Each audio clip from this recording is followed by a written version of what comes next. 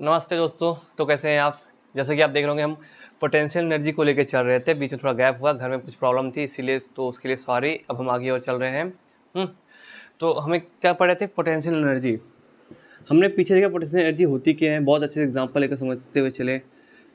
फिर हमने देखा है कि मैकेनिकल एनर्जी होता क्या है।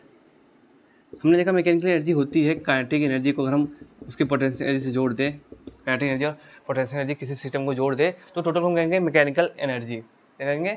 Mechanical energy. हमने देखा था किसी भी आइसोलेटेड कंजर्वेटिव सिस्टम के लिए जो मैकेनिकल एनर्जी थी वो कंजर्व थी, मतलब कि K1 P1 अगर है तो ये K2 प्लस P2, मतलब एक दूसरे में इंटरचेंज करती हैं। मतलब कि जो ई टोटल होगा ई मैकेनिकल, इसके लिए ई मैकेनिकल क्या होगा, वो हमेशा सेम होगा। क्या होंगे? ये दूसरे में कन्वर्ट होते रहेंगे। हमने बहुत ही अच्छा एग्जांपल लिया था क्या, पेंडुलम में। पेंडुलम हमने देखे थे कि कभी उसकी काइनेटिक एनर्जी बढ़ रही थी, कभी मैक्सिमम, कभी पोटेंशियल एनर्जी मैक्सिमम हो जा रही थी। बहुत अच्छा एग्जांपल देखते हुए चले थे। अब देखिए हम लगभग लास्ट टॉपिक पे आ चुके हैं। अब हमें बात करना है कंजर्वेशन ऑफ द एनर्जी की बात करना है। तो जब हम कंजर्वेशन ऑफ द एनर्जी की बात करते हैं, ये टोटल एनर्जी की बात करता है। मीन्स टोटल एनर्जी क्या होती है। यहाँ हम जो देख रहे हैं मैकेनिकल एनर्जी है, ये टोटल एनर्जी नहीं है। तो धीरे धीरे चलते कॉन्सेप्ट को बिल्ड करते हुए कि क्या होता है सब कुछ। तो चलो हम पहले ही बात करते हैं कि मान लीजिए हमारे पास एक सिस्टम है। क्या है? सिस्टम मीन्स आइसोलेटेड सिस्टम, जो दुनिया से अलग, मतलब एक अलग सिस्टम है। देखो, आइसोलेटेड सिस्टम क्या होता है कि ऐसा सिस्टम जहाँ से कोई मैटर यहाँ आना जाए और एनर्जी का भी ट्रांसफ़र ना हो। ठीक है, तो उसको बोलते हैं आइसोलेटेड सिस्टम। तो जब आइसोलेटेड सिस्टम की बात करें तो यहाँ पे क्या आता है? ई मैकेनिकल आ गया था। ई मैकेनिकल क्या था? Kinetic energy plus potential energy. अगर हम इसका डिफरेंस ले लेते हैं, चेंज इन ई मैकेनिकल, तो क्या होगा? ये जीरो होता है, क्योंकि आपको पता है कि किसी भी आइसोलेटेड सिस्टम के लिए अगर हमारे पास कोई ऑब्जेक्ट हो, कोई मान लीजिए और दो चीज़ हो, तो kinetic energy plus potential energy क्या होता है? जो उसका सम होता है हमेशा ई मैकेनिकल होता है और हमेशा बराबर होता है आइसोलेटेड सिस्टम के लिए, अगर वो कंजर्वेटिव है। तो यहाँ पे हम फ्रिक्शन की बात नहीं कर रहे हैं। तो अगर हम उसका डिफरेंस देंगे, सीधी बात से जीरो है। ये एक दूसरे में कन्वर्ट होते रहते हैं, जिससे हमने आपको पेंडुलम का एग्जांपल दिया था, बट ई मैकेनिकल हमेशा सेम होगा। अगर वो 20 जूल है तो 20 जूल होगा, जिससे हम एग्जांपल पे दे रहे थे। तो चेंज तो होगा नहीं, तो इसलिए ई मैकेनिकल जीरो जगह। तो इसको बोलते हैं हम कंजर्वेशन ऑफ दी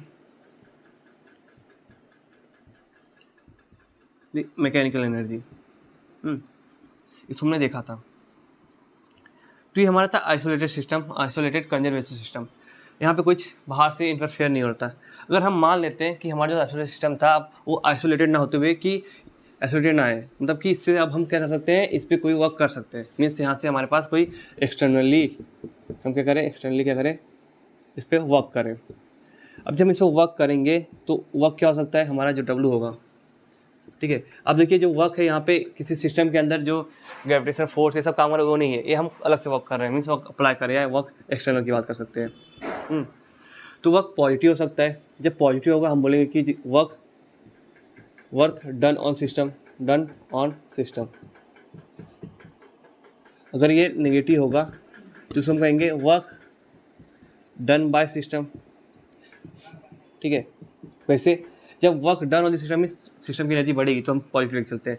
जब वर्क सिस्टम करेगा तो उसकी एनर्जी कम होगी, इसलिए हम उसको नेगेटिव लेके चलते हैं। ठीक है, तो ऐसा हो सकता है, मतलब जो वर्क एक्सटर्नल हो सकता है, पॉजिटिव भी हो सकता है, नेगेटिव भी हो सकता है। अब जब हमारा वर्क काम करेगा किसी भी सिस्टम पे, तो जब हमारा वर्क काम करेगा तो आपको पता था हमारा जो इनिशियल एनर्जी होगा इस सिस्टम का क्या होगा? Kinetic energy initial plus potential energy initial. जब इसे हम वर्क करेंगे, मीन्स वर्क एक्सटर्नल करेंगे, सीधी सी बात है इसके अंदर काइनेटिक एनर्जी में चेंजेस होगी कुछ ना कुछ, ये फाइनल में हो जाएगा और पोटेंशियल एनर्जी भी फाइनल में हो जाएगा। ठीक है, जब ये वर्क हम कर रहे हैं तो सीधी बात है क्या होगा? ये अगर हम इसको भेजें वर्क एक्सटर्नल इक्वल टू क्या हो जाएगा? ये kinetic energy final minus kinetic energy initial plus kinetic energy के बाद potential energy final minus potential energy initial. तो देखेंगे वर्क एक्सटर्नल क्या हो जाएगा? ये चेंज कर देगा क्या? Change in kinetic energy plus change in you लिख रहे हैं, मतलब पोटेंशियल एनर्जी कर देगा।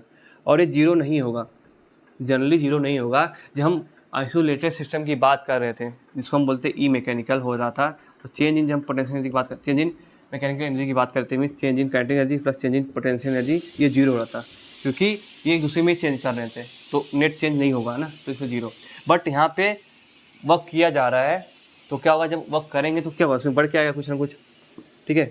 बढ़ के भी हो सकता है, कम भी हो सकता है, वर्क पे डिपेंड करे, प्लस की माइनस है। तो जो हम वर्क एक्सटर्नल करेंगे ये चेंज कर देगा किसी ने काइनेटिक एनर्जी में, चेंज इन पोटेंशियल एनर्जी करेंगे। जनरली ये जीरो नहीं होता है, हो भी सकता है किसी केस पे, बट जनरली जीरो नहीं होगा। मीन्स क्या हमारा एक जनरल केस है, उसका क्या हमारे ये जो हम लिखते हैं ये E mechanical means change in kinetic energy plus change in potential equal to zero. इसका एक स्पेशल केस है। स्पेशल केस कब, जब वर्क एक्सटर्नल ना हो, क्या हो ना हो, ठीक है, कोई एक्सटर्नल वर्क ना करे, सिस्टम आइसोलेटेड हो। अभी जो हम बात कर रहे हैं ये किसके लिए बात करें हम बात करें जब फ्रिक्शन नो इन्वॉल्व हो, नो इन्वॉल्वमेंट ऑफ फ्रिक्शन।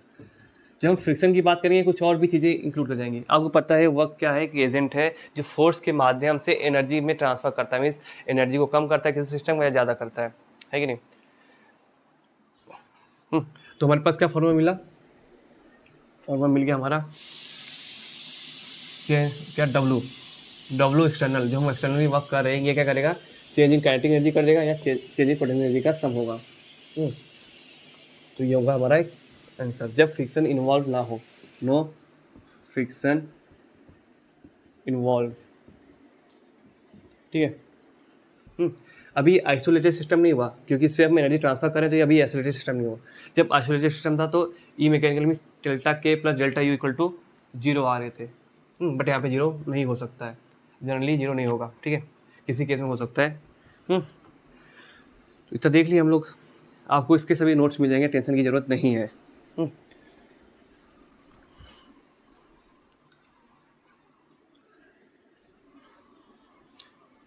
अगर हम मान लें हमारे पास फ्रिक्शन इन्वॉल्व हो, अगर हम फ्रिक्शन को इन्वॉल्व कर लें, आपको पता है जब हम फ्रिक्शन को इन्वॉल्व करेंगे तो सीधी सी बात एक एनर्जी और आती है अलग फॉर्म में, वो आती है हमारी थर्मल एनर्जी। क्या होती है, थर्मल एनर्जी। अब देखते कैसे होता है।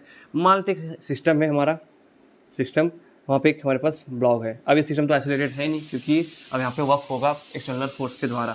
अब एक्सटर्नल फोर्स कुछ भी हो सकता है, हम ही अप्लाई करें या कुछ और हो सकता है, ठीक है। तो सिस्टम क्या होता है, किस चीज़ को हम ऑब्जर्वेशन में ले रहे हैं, उसके बाद उसके ऊपर जो भी कुछ करे वो क्या होगा, उसका सराउंडिंग होता है और वो उस पर वर्क करेगा, उसको हम एक्सटर्नल लगाएंगे। अगर हम पूरे यूनिवर्स को सिस्टम मान लें तो क्या होगा, पूरी एनर्जी कंजर्व होती है। अभी देखेंगे सब कुछ। तो ये मान लीजिए हमारे पास ब्लॉक है मास m का, और ये जो सरफेस है, क्या ये रफ सरफेस है। जब सरफेस रफ है तो सीधी बात है यहाँ पे फ्रिक्शन होगा।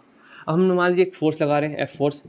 जब हम फोर्स लगाएंगे और ये क्या कर रहे हैं, मूव कर रहा है, अब मूव कैसे कर रहा है, अगर हम जब फोर्स लगा रहे हैं, ये फोर्स हमारा क्या है, कांस्टेंट, और इतना फोर्स है कि मूव करा ले रहा है, तो इसके अपोजिट क्या होगा, एक फोर्स लग जाएगा, जिसको कहते हैं काइनेटिक फ्रिक्शन फोर्स। तो जब F कांस्टेंट है, F के भी तो कांस्टेंट ही होता है, आपको पता ही है F के क्या होता है, म्यू के इंटू एन होता है, ये कांस्टेंट ही होता है। तो इसका जो वैल्यू आएगा ये भी कांस्टेंट ही आएगा। जब ये कांस्टेंट आएगा, अगर हम इसके मास से डिवाइड कर दें, मतलब अगर हम F माइनस एफ के करके मास से डिवाइड कर दें तो हमें एक्सप्रेशन मिलेगा। फोर्स को डिवाइड करेंगे मास से, अगर हम न्यूटन का सेकंड लॉ देखें, मास इंटू एक्सप्रेशन होता है, तो मास से अगर डिवाइड कर दें जो फोर्स लग रहे हैं तो जो हमें एक्सप्रेशन मिलेगा। अब ये कांस्टेंट है, ये भी कांस्टेंट है, कांस्टेंट को डिवाइड से करो कांस्टेंट से हमेशा, तो ए क्या आएगा, हमारा कांस्टेंट आएगा। अब यहाँ पे ए क्या होगा, हमारा कांस्टेंट होगा। अब इसके पीछे हम रीज़न क्यों कर रहे हैं, क्योंकि हम जब इसको डिराइव करेंगे इसका एक्सप्रेशन, तो हम equation of the motion use करेंगे। और इक्वेशन ऑफ द मोशन कब यूज़ कर सकते हैं, जब हमारा एक्सप्रेशन हो कांस्टेंट, जो हम बनाए हैं 3 इक्वेशंस, ठीक है। तो यहाँ पे एक पीछे की ओर फोर्स लगेगा। मान लीजिए इनिशियल पॉइंट था, कहीं किसी फाइनल पॉइंट पे जाता है, तो यहाँ से लेके यहाँ तक मान लीजिए कोई डिस्टेंस डी की ओर चल रहा है, कितना चल रहा है, डिस्टेंस डी, यहाँ पे पहुँच गया। तो आप देखेंगे कुछ समय बाद कि यहाँ से कुछ आपको हीट महसूस होगी। क्या होगा, हीट महसूस होगा।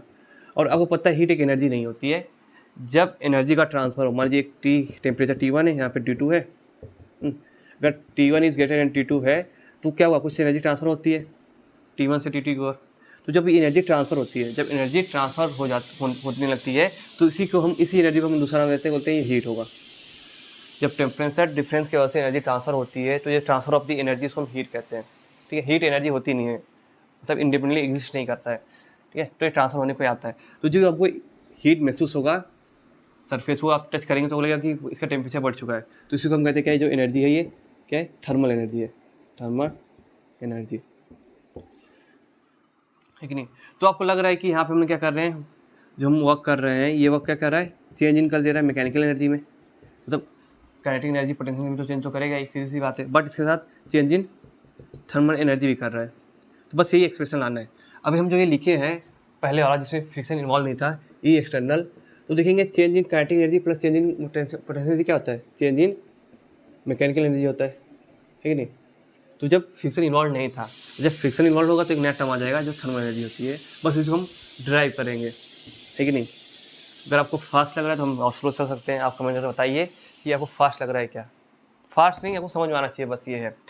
तो ध्यान से देखिए, अगर हम इस पर न्यूटन सेकंड लॉ लगाएं, क्या है न्यूटन का सेकंड लॉ,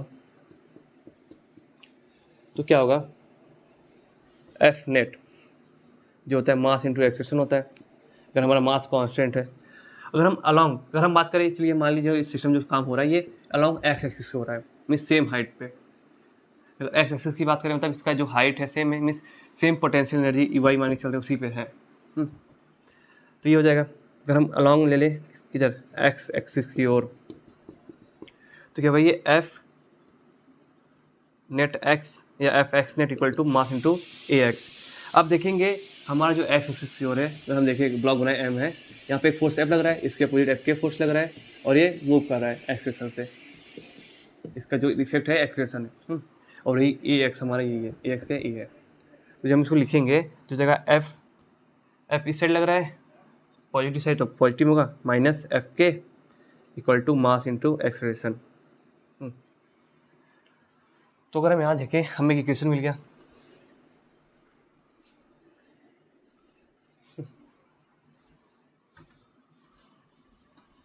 हमें एक इक्वेशन मिला क्या, F minus F K equal to mass into acceleration. अभी देखो हमें एनर्जी का एक्सप्रेशन नहीं दिख रहा है, अभी दिखिए करते क्या, आपको पता है कि यहाँ पे ए क्या है, कांस्टेंट है, और आपको ये भी पता है कि काइनेटिक एनर्जी के लिए हमें कौन सा टर्म चाहिए रहता है, वी चाहिए रहता है, मतलब वेलोसिटी। तो कैसे भी हम ए को वी से रिलेट कर दे तो काम हो जाएगा। तो आपको पता है वी और वी नॉट मीन्स इनिशियल जो होता है इनिशियल वेलोसिटी, और एक्सेलेरेशन को रिलेट करने वाला और डी भी होता है, डी मीन्स डिस्प्लेसमेंट का जो रिलेट करता है। जो हमारा इक्वेशन ऑफ द मोशन है क्या है वो, V square equal to U square plus 2as। तो रख दीजिए जैसा जगह वैल्यू, तो V square final velocity, initial velocity क्या है हमारी, वी नॉट मान के चल रहे हैं, ठीक है। तो मान लेते हैं यहाँ पे वी नॉट था initial velocity, plus 2 into acceleration a है, और जो हम डिस्प्लेसमेंट किए हैं डी किए, मान लेते हैं डी डिस्प्लेसमेंट हुआ किसी टाइम पे डी हुआ है, तो ये होगा। तो अगर हम यहाँ से ए निकालें क्या होगा, ये V square minus V naught square upon 2d हो जाएगा, तो ये होगा हमारा ए। इक्वेशन 1 है, इक्वेशन 2 है। अगर हम फ्रॉम इक्वेशन 1 एंड 2 से बात करें, क्या करें, फ्रॉम इक्वेशन 1 एंड 2 से तो लिख लिए होंगे, तो क्या हो जाएगा, फ्रॉम इक्वेशन 1 एंड 2,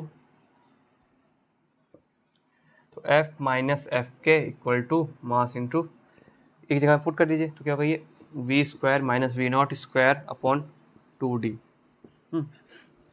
अगर बस मैं इसको रीएडजस्ट करूँ, इसको एडजस्ट करूँ बस, तो अगर मैं डी को यहाँ मल्टीप्लाई करूँ क्या हो जाएगा, ये F minus F K multiply by D equal to, ये हो जाएगा half M V square minus half M V naught square. तो देखेंगे क्या, ये काइनेटिक एनर्जी फाइनल है, काइनेटिक एनर्जी इनिशियल है। वह पोटेंशियल एनर्जी का टर्म क्यों नहीं है, क्योंकि हम सिंगल मतलब एक ही एक्सिस से बात करें जो सेम हाइट पे, सेम हाइट पे पोटेंशियल एनर्जी चेंज नहीं होता है, तो हम जब चेंज की बात करेंगे जीरो है तो लिखने की जरूरत ही नहीं है कि नहीं। अब इसको सॉल्व करेंगे तो ये हो जाएगा F D minus F K D equal to change in kinetic energy. तो हमारा एक्सप्रेशन क्या आ रहा है, F D minus F K D equal to change in kinetic energy. अगर मान लेते हैं हमारा जो सरफेस था कैसा है, हॉरिजॉन्टल है, अगर ये इंक्लाइंड होता किसी एंगल से तो हाइट भी चेंज होती, हाइट में भी चेंजेस होता। जब हाइट में चेंजेस होता तो क्या था, डेल्टा यू नॉट जीरो होता, मतलब पोटेंशियल एनर्जी चेंज नहीं होती, मतलब चेंज होती हाँ, तो delta U means change in potential energy zero नहीं होती। तो क्या होता है, यहाँ पे एक टर्म हो जाता डेल्टा यू का, ये क्या होगा, व्हेन हाइट ऑल्सो चेंजेस। यहाँ पे सेम मतलब सेम हाइट पे या सेम हॉरिजॉन्टल सरफेस पे,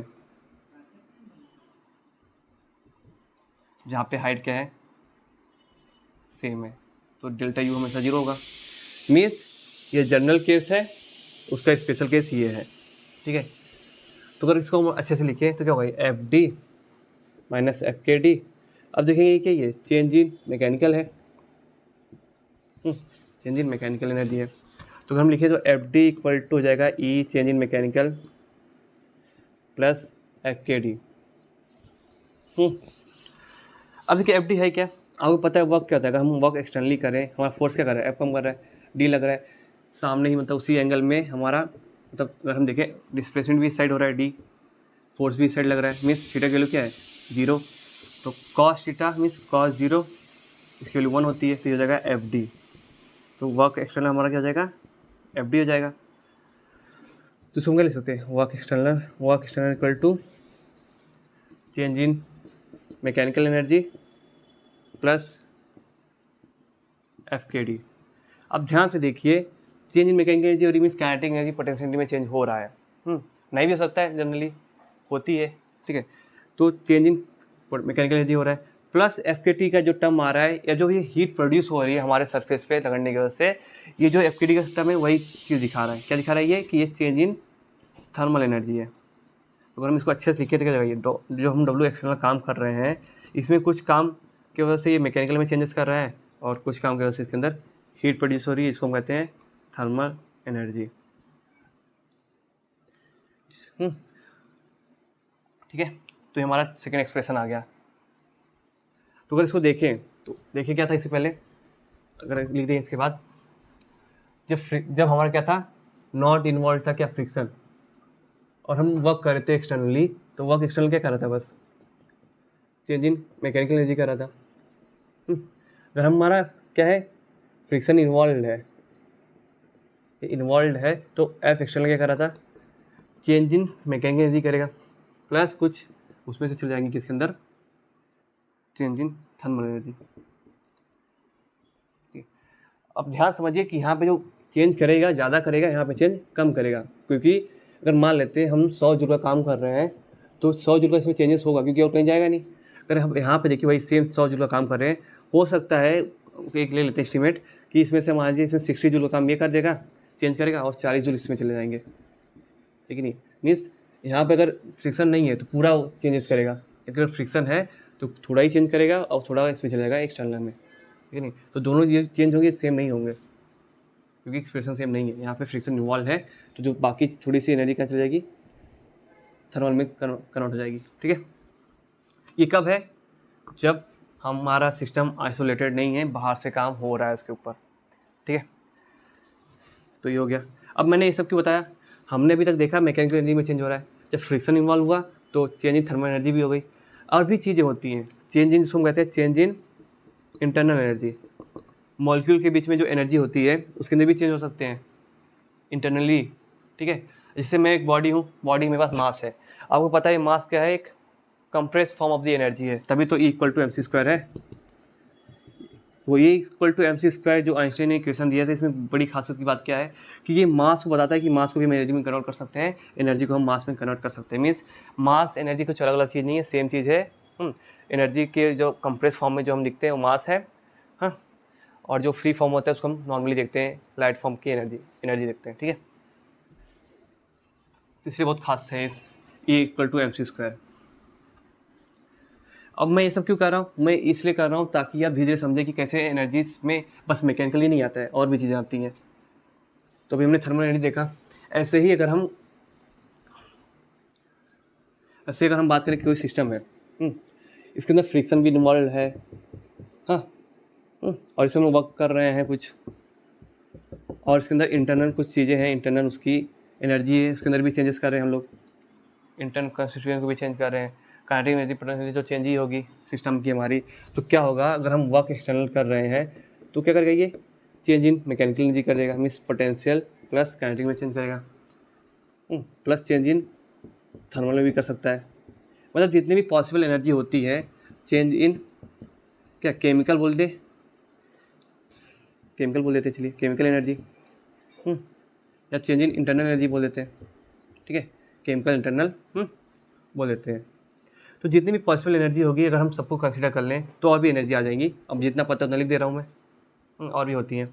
तो अगर हम वर्क एक्सटेंड करें तो कुछ ना कुछ थोड़ा अमाउंट इसमें, थोड़ा अमाउंट इसमें, थोड़ा अमाउंट इसमें, थोड़ा सा अमाउंट, मान लीजिए 100 जूल काम कर रहे हैं हम लोग, तो चेंज क्या होगा, कुछ मान लीजिए 20 जूल इसमें हो गया, 20 जूल इसके अंदर हो गया, मान लीजिए इसमें 40 जूल हो गया, मान लीजिए कहीं और जो बची थी कितना हुआ 40 80 20 जूल बाकी सब में हो गया, है कि नहीं। और ज़्यादा चेंज भी नहीं हुआ, जितना है उतना ही होगा, इक्वल आएगा साइन, इसे तो इक्वलिटी का साइन लगा हुआ है तो होंगी। कब, जब हमारे सिस्टम पे क्या हो, बाहर से वर्क एक्सटर्नल हो। तो जब हम कंजर्वेशन ऑफ एनर्जी की बात करते हैं, क्या conservation of the energy means conservation of the total energy. तो एनर्जी को हम ई माने तो चेंज इन ई की बात करते हैं जीरो होगा। कंजर्वेशन मतलब कि फाइनल माइनस इनिशियल जब करेंगे उसके जो चेंज होगा वो जीरो होगा। कब इसकी बात करते हैं, जब हम बात करते हैं कि हमारा सिस्टम क्या है, इस पर नो एक्सटर्नल वर्क कर रहा है, नो एक्सटर्नल वर्क, कोई एक्सटर्नली कोई हम वर्क नहीं कर रहे हैं। तो अगर हम बोले कि नो एक्सटर्नल वर्क तो ये जीरो हो जाएगा। बोले कि नो एक्सटर्नल वर्क मीन्स हम अगर आइसोलेटेड सिस्टम की बात करें, जो भी सिस्टम ले रहे, जो भी इसमें चेंज हो रहा है, हम उसको पूरा एक साथ कंसिडर कर लें। अगर वो उसको बोले कि आइसोलेटेड, इसके अंदर जो भी सिस्टम मान चल रहे हैं वहाँ पे कोई वर्क नहीं होगा, ना ये किसी पे वर्क करेगा, तो बोलेंगे उसको आइसोलेटेड सिस्टम है। अब ध्यान से देखिए, हम यहाँ पे आइसोलेटेड कंजर्वेटिव सिस्टम नहीं बोल रहे हैं, बस आइसोलेटेड सिस्टम हो रहे हैं। कंजर्वेटिव कब आता है, जब kinetic plus potential energy conserve होती है, ठीक है। तो यहाँ पे बस बोल रहे हैं आइसोलेटेड सिस्टम मीन्स यहाँ पे वर्क ना होगा, ना ये सिस्टम से वर्क करेगा। जब ये इसी बात करेंगे तो ये हमारा वर्क क्या हो जाएगा, ये हो जाएगा जीरो। जैसे ही वर्क एक्सटर्नल जीरो हो जाएगा तो क्या होगा, यहाँ पे ये हमारी जो एनर्जी चेंज हो रही है सब में जीरो हो जाएगी। जब ये जीरो होगी तो आपको पता है क्या है, ये इक्वल टू ये हो जाएगा E F mechanical minus E F mechanical minus E I mechanical, final minus initial, ऐसे ही E F thermal minus E I thermal plus अगर हम ई एफ इंटरनल की बात करें माइनस ई आई इंटरनल, ठीक है। केमिकल को भी इसी में ले लेते हैं, और भी चीज़ें होंगी, ठीक है। चेंज की हम 3 को लेकर चलते हैं, और भी होंगी, इसी में सब आ जाएंगे लगभग। तो देखिए इक्वल टू बराबर है, जो माइनस वाले टर्म में हम उसको पहले लेते हैं, तो क्या होगा, ये E I mechanical plus E I thermal plus E I internal, तो इक्वल टू क्या बचेगा, E I E F mechanical plus E F thermal plus E F internal. तो देखेंगे पूरा क्या है, ये हमारा ई आई है टोटल एनर्जी, ये दूसरा क्या है, पूरा ई एफ है। जब हम आइसोलेटेड सिस्टम की बात कर रहे हैं तो यहाँ पे कोई वर्क एक्सटर्नल नहीं हो रहा है, ठीक है, वर्क एक्सटर्नल नहीं हो रहा है मीन्स यहाँ पे वर्क एक्सटर्नल जीरो है, नहीं हो रहा है मीन्स, ठीक है। तो E I equal to E F means अगर हम इसको लिखें क्या होगा, ये E F minus E I equal to zero means क्या होगा, zero equal to change in E, मतलब change in E equal to zero. कब, जब हम आइसोलेटेड सिस्टम की बात करें और हम सभी एनर्जी को क्या करें, कंसीडर करें, जितनी भी एनर्जी पॉसिबल एनर्जी होती हैं जिस भी फॉर्म में होती हैं, है कि नहीं, तो change in equal to zero हो जाएगा। इसको कहते हैं हम क्या, conservation of the energy. Means अगर हम पूरे यूनिवर्स को अपना मान लें क्या सिस्टम, तो इस बार से बस पूरा यूनिवर्स सब इंक्लूड हो गया, कितना भी काम करे उसके अंदर ये सब आएगा, ठीक है। तो उसके अंदर जो चेंज इन एनर्जी होगी हमेशा जीरो होगी। मीन्स क्या, ये कंजर्वेशन ऑफ दी एनर्जी का लॉ है कि energy neither be created nor be destroyed but it change from one form to another form, एक फॉर्म से दूसरे फॉर्म में कन्वर्ट होती रहती है। हम ना क्रिएट कर सकते हैं ना डिस्ट्रॉय कर सकते हैं। अब ये जो लॉ बनाया गया है ये एक्सपेरिमेंटल लॉ है, ना कि अपने मन से दिमाग में बनाया गया। हर कोई भी एक्सपेरिमेंट हुआ है, जितना भी फिजिक्स में जो भी चीज़ें हुई हैं सभी में वेरीफाई किया गया है कि इनिशियल और फाइनल अगर उस सिस्टम को लेकर चलें, इनिशियल और फाइनल मतलब आइसोलेटेड सिस्टम होना चाहिए, बाहर से कुछ काम नहीं करना चाहिए। इनिशियल एनर्जी और जो टोटल एनर्जी है लास्ट में जो टोटल फाइनल एनर्जी आ रही है हमेशा इक्वल आती है। अभी तक कोई भी एक्सेप्शन मिला नहीं है, इसलिए हम बोलते हैं ये फंडामेंटल एक लॉ है। क्या, ये फंडामेंटल लॉ है नेचर का, फंडामेंटल लॉ ऑफ नेचर। तो जो न्यूक्लियर बम वो काम करते हैं इसी कुछ एनर्जी पे काम करते हैं कि वहाँ पे मास क्या होता है, कन्वर्ट हो जाता है किसी अंदर मास कन्वर्ट होता है हमारा एनर्जी के फॉर्म में, मतलब फ्री हो जाता है एनर्जी। ऐसे हमारे मास डिफेक्ट की जब बात करते हैं उसके अंदर आता है, जैसे बोलते हैं ना मास डिफेक्ट हो गया है तो जो मास डिफेक्ट दिखता है, जो एक्चुअल मास होना चाहिए उससे कम होता है, तो ये जो होता है ये एनर्जी में कन्वर्ट हो जाता है मास डिफेक्ट में। किसके कौन बताया था ये, इक्वल टू mc², मैंने आइंस्टाइन जी बताए थे। ठीक है, अभी तक कोई एक्सेप्शन मिला नहीं है। ये फंडामेंटल क्या है, हमारे फंडामेंटल लॉज हैं, क्या, कंजर्वेशन ऑफ द एनर्जी। ऐसे ही और भी है लॉज क्या है, जैसे conservation of the angular momentum, conservation of the linear momentum, ये भी फंडामेंटल लॉज हैं। और भी बहुत सारे लॉज हैं, लगभग 12-13 लॉज हैं हम देखे हैं अभी तक, अगर आप MSc पूरे MSc PhD तक जाएंगे तो होल्ड करते हैं। ठीक है, तो बस आज के लिए इतना ही। मुझे लगता होगा आपको समझ में आया होगा कैसे क्या हो रहा है। ठीक है, तो बाय बाय।